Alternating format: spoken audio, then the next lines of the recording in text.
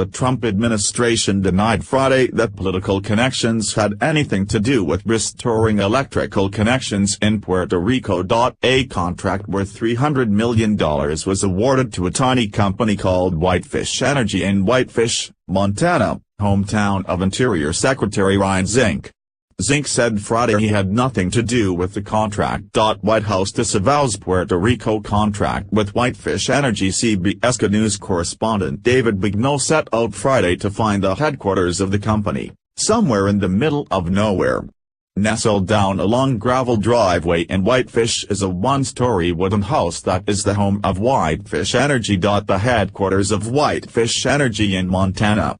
CBS News. This tiny energy company has only 2 full-time employees, and surprised many when it received a $300 million no-bid contract to help rebuild Puerto Rico's electrical grid. Whitefish has never worked on a project of this size. Whitefish CEO Andy Techmansky says his company has 300 workers on the ground in Puerto Rico working to fix a crippled electrical system.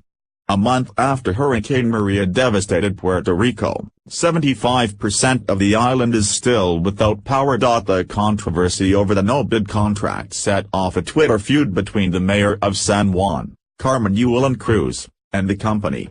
Cruz believes the deal with Whitefish Energy should be voided.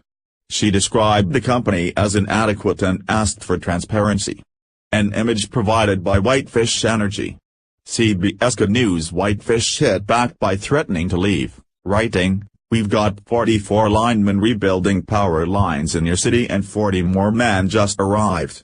Do you want us to send them back or keep working?" The company later apologized. As CBS News was leaving headquarters for Whitefish Energy, a van showed up and blocked the street, and now the driver is speaking with the sheriff.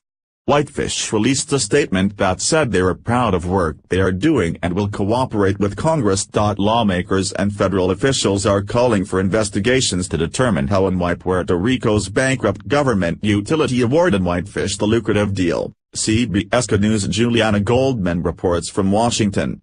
Play video. CBS Evening News. More red flags as federal officials call for investigation into Whitefish deal. More red flags are emerging as federal officials call for an investigation to determine how and why Puerto Rico's bankrupt government utility AWA. This was a contract that was determined by the local authorities in Puerto Rico, White House Press Secretary Sarah Huckabee Sanders said.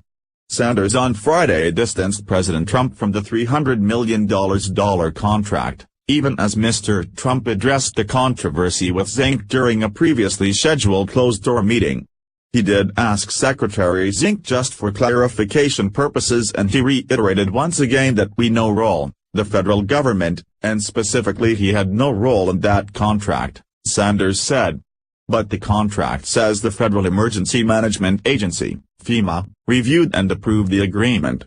On Friday, FEMA said it was not involved in any language that says it was as inaccurate.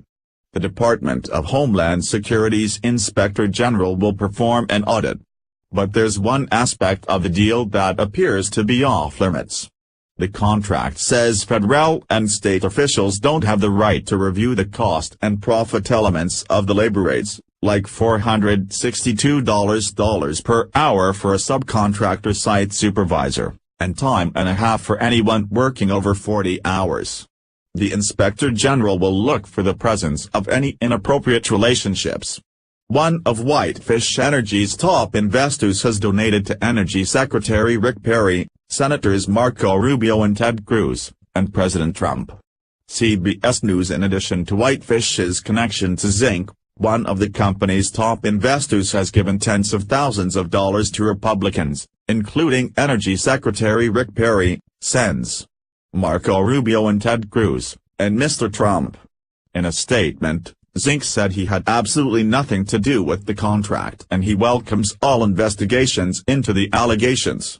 Late Friday, House Minority Leader Nancy Pelosi called on the contract to be terminated immediately.